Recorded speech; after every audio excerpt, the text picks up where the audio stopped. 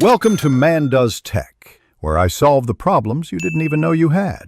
I will show you how to remove Touch ID for App Store purchases step by step. First, confirm you know your device passcode and have your iPhone unlocked. This works on iOS 11 through the latest iOS versions available today.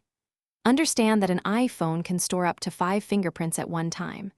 Follow each step exactly and do not skip entering your passcode when prompted by the system to authorize changes.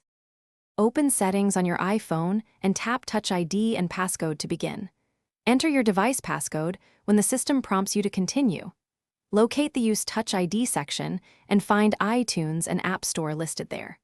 Toggle iTunes and App Store off to disable Touch ID for purchases and downloads.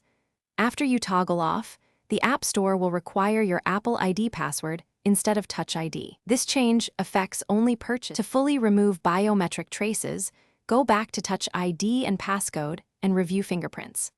Swipe left on any listed fingerprint and tap Delete to remove that fingerprint from the device.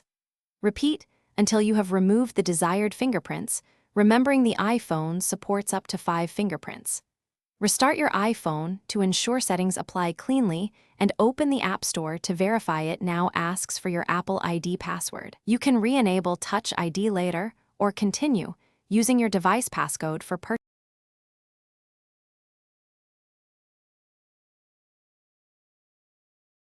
Thanks for watching. If you found this helpful, don't forget to like and subscribe.